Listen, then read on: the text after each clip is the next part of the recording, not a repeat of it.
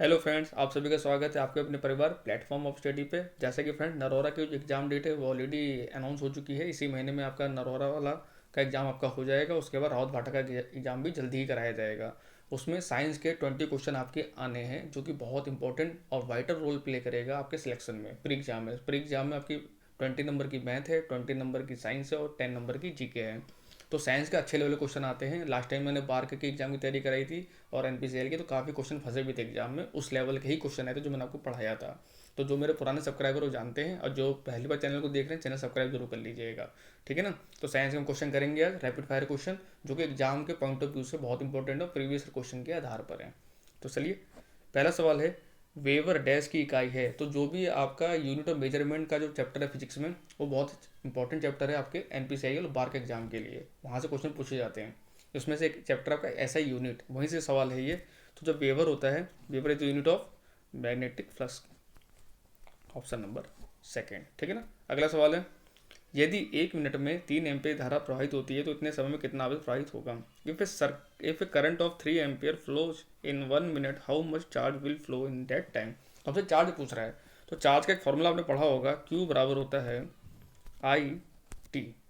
जहाँ पे क्यू हो गया चार्ज, आई हो गया करंट और टी हो गया टाइम। तो हमको टाइम दिया हुआ है, करंट भी दिया हुआ है, हमको क्यू निकालना है। तो सिंपल, अगर आपको फॉर्मूला पता होता है ये सवाल को आप कर लेते।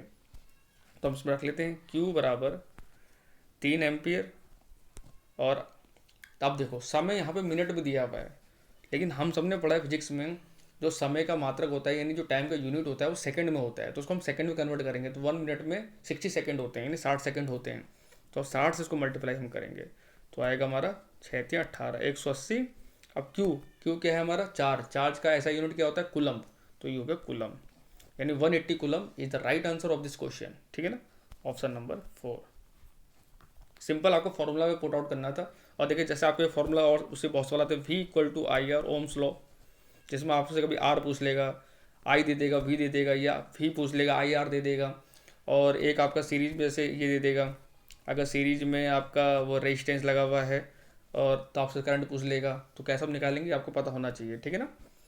सभी अम्ल धातुओं से अभिक्रिया करके गैस उत्पन्न करते हैं। All acids react with metals to produce gas. तो क्वेश्चन आपसे ये पूछ रहा है, और ये बहुत इंपॉर्टेंट क्वेश्चन है, मेटल नॉन मेटल दोनों पूछ जाता है एग्जाम्स के अंदर। तो देखिए, अगर आपसे मेटल पूछेगा और जब वो एसिड से रिएक्शन करेगा तो कौन सी गैस प्रोड्यूस होगी। तो हम सिंपल एक एग्जाम्पल हम ले लेते हैं। मान लो कॉपर। कॉपर हमारा क्या है, मेटल है। और एक एसिड हम ले लेते हैं, एसिड जैसे H2SO4, सल्फ्यूरिक एसिड। जब इसके हम रिएक्शन कराएंगे तो क्या होगा, CuSO4 बन जाएगा, कॉपर सल्फेट बन जाएगा, और H2 अलग हो जाएगा। H2 क्या है, ये हमारी गैस है। कौन सी गैस है, हाइड्रोजन गैस है।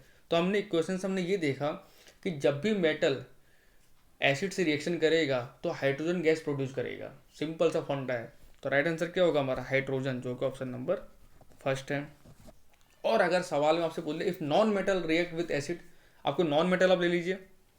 नॉन मेटल जैसे क्या हो सकता है आपका, नॉन मेटल में आपका तो जैसे हीलियम गैस, गैस वगैरह सब नॉन मेटल में ही सब आपकी आती हैं। ठीक है ना। नॉन मेटल में अगर आपका, मैं आपको एग्जांपल अगर दूं, नॉन मेटल कोई भी रिएक्शन करेगा तो ऑक्सीजन गैस प्रोड्यूस करेगा। ठीक है ना। इफ नॉन मेटल आपसे पूछेगा तो आप आंसर लाएंगे O2, यानी ऑक्सीजन गैस। ठीक है ना। अगला सवाल है, 1 किलोवाट घंटा बराबर होता है 1 kilowatt hour is equal to 3.6 megajoule, 3.8 megajoule, 3.2 या 4.0 मेगा जूल। ये बहुत इंपॉर्टेंट क्वेश्चन है, very important question for NPCL, BARC and all others railway SSC exam. तो जो 1 किलो आवर होता है ये इक्वल होता है 3.6 मेगा जूल के। Option number first. अगला सवाल है, एक नाव तब डूबेगी जब वह अपने बराबर पानी विस्थापित कर देगी। A boat will submerge when it displace water equal to its own volume, weight, surface area, density. तो आपने एक प्रिंसिपल पढ़ा होगा, आर्किमिडीज प्रिंसिपल। आर्किमिडीज प्रिंसिपल में क्या कहा गया था, जब भी देखो, नाव अगर अपने वॉल्यूम के बराबर अगर पानी हटा देगी, जितना उसका आयतन उतना अगर पानी को डिस्प्लेस कर देगी, तो जैसे वो सबमर्ज हो जाएगी वाटर के अंदर। तो राइट आंसर क्या होगा, आयतन या वॉल्यूम। ठीक है ना। अगला सवाल है, किसी परमाणु के नाभिक में उपस्थित प्रोटॉन और न्यूट्रॉन की कुल संख्या का योग कहलाता है the sum of all the total number of protons and neutrons present in the atom of any atom is.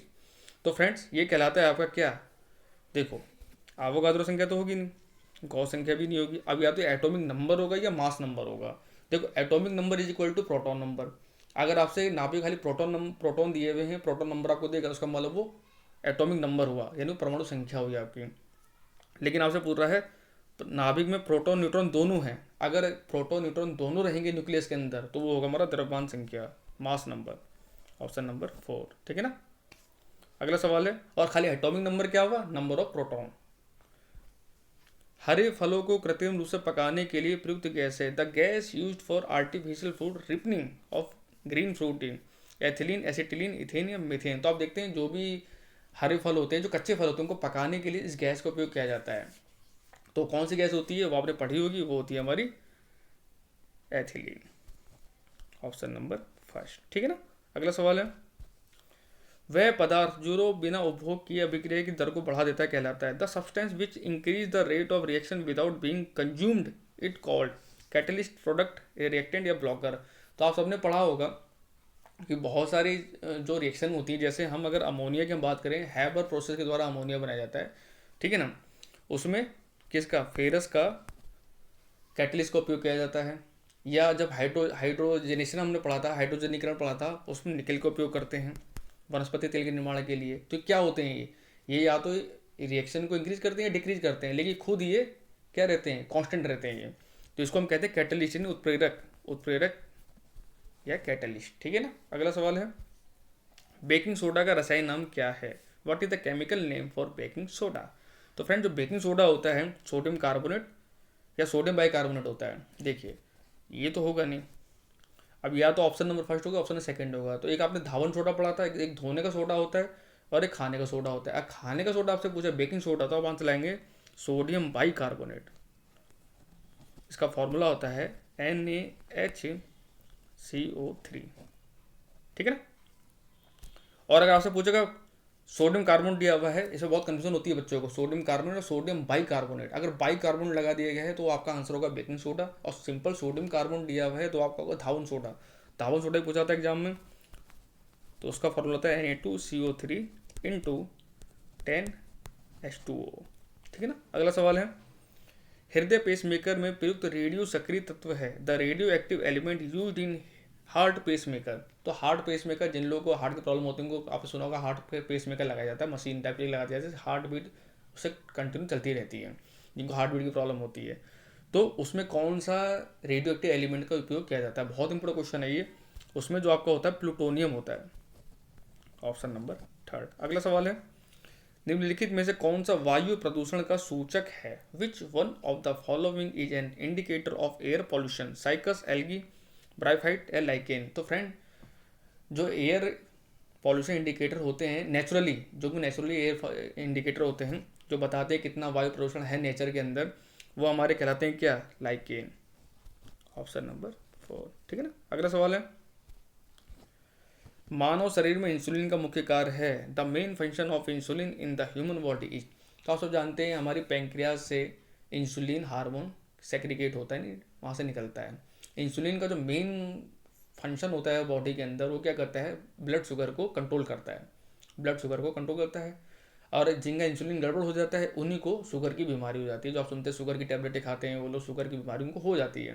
तो इंसुलिन का मेन फंक्शन क्या, हमारी बॉडी में क्या फंक्शन है, शरीर में शुगर के स्तर को नियंत्रित करने के लिए, option number 3, to control the level of sugar in the body, ठीक है ना। अगला सवाल है, निम्नलिखित में से कौन सा अंग ग्लाइकोजन को ग्लूकोज के में परिवर्तित करता है और रक्त को शुद्ध करता है, which one of the following organs convert glycogen into glucose and purify the blood. तो ग्लाइकोजन को ग्लूकोज में कन्वर्ट कर रहा है और ब्लड को प्यूरिफाई कर रहा है।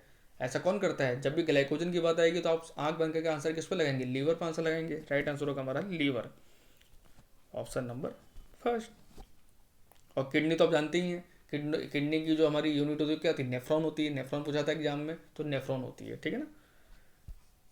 निम्नलिखित में से किसका उपयोग भारी मशीनों में स्नेहक के रूप में किया जाता है, which of the following is used as a lubricant in heavy machine. तो लुब्रिकेंट की बात करें हैवी मशीन में, ये NPCL और बाहर में भी इसका उपयोग किया जाता है। तो किसका उपयोग किया जाता है, वो किया जाता है ग्रेफाइट का। ग्रेफाइट एक टाइप का क्या है, लुब्रिकेंट है। और लुब्रिकेंट का कार्य आप जानते हैं, जिससे मशीनों की जो लाइफ है वो बढ़ जाती है। अगर लुब्रिकेंट जैसे आपके बाइक वगैरह को आप चलाते हैं जैसे ग्रीसिंग आप करवाते हैं, टायरों में ग्रीसिंग करवाते हैं, हर चीज़ ग्रीसिंग होती है, पहिए में ग्रीसिंग होती है, जो भी आपके मशीनें हैं, पिस्टन है, इंजन में ग्रीसिंग करी जाती है। क्यों करी जाती है? ताकि जो आपके जो मशीन है उसकी लाइफ है वो बढ़ जाए। अगर वो ग्रीसिंग नहीं करेंगे तो उनमें फ्रिक्शन ज़्यादा होगा, जो फ्रिक्शन ज़्यादा होगा तो वो टिके हो जाएंगे, यानी खराब हो जाएंगे जल्दी वो, ठीक है ना। असंतृप्त कार्बन यौगिक बहुत सारे काले धुएं के साथ एक ज्वाला देंगे। Unsaturated carbon compounds will keep flame with lots of black smoke. तो आप सबने पढ़ा होगा, एक होता है सैचुरेटेड कार्बन और एक होता है अनसैचुरेटेड कार्बन। अच्छा, आप घर में जो गैस जलाते हैं वो भी तो कार्बन का ही एक वो है। तो वो कौन सी, वो क्या होता है? वो आपका सैचुरेटेड होता है। तो जब भी सैचुरेटेड कार्बन, जब भी क्या होगा, क्या होगा, फ्लेम जब उसमें आग लगाई जाएगी, या संतृप्त, एक होता है संतृप्त असंतृप्त, संतृप्त यानी सैचुरेटेड, संतृप्त कार्बन जब भी जलेंगे तो नीली लौ देंगे, हमेशा ब्लू लौ देंगे, ठीक है ना। तो ब्लू तो हम आंसर लगाएंगे नहीं, क्योंकि यहाँ बात हो रही है अनसैचुरेटेड की। अनसैचुरेटेड जैसे आप लकड़ी जलाते हैं, कागज जलाते हैं, तो कैसी लौ निकलती है? येलो रंग की लौ निकलती है, क्योंकि वो अनसैचुरेटेड कार्बन है उसमें। तो राइट आंसर होगा हमारा येलो, ऑप्शन नंबर फर्स्ट। तो आपको ये क्वेश्चन बहुत पूछा जाता है और ये आपको पता होना चाहिए। तो घर में जो आप जो गैस को, एलपीजी का उपयोग करते हैं, वो क्या है? वो सैचुरेटेड कार्बन है, इसलिए वो ब्लू रंग की लो के साथ फ्लेम करता है। और जो आप लकड़ी वगैरह जलाते हैं या कूड़ा जलाते हैं तो वो येलो रंग की फ्लेम के साथ जलता है। क्यों? क्योंकि वो अनसैचुरेटेड कार्बन है, डेट्स वाई। तो friend, thank you for watching. I hope आप लोग को ये क्वेश्चन बहुत अच्छे लगे होंगे। अगर अच्छे लगे तो वीडियो लाइक शेयर कीजिएगा, और जल्दी आपको मैं सेकंड वीडियो प्रोवाइड कराऊंगा।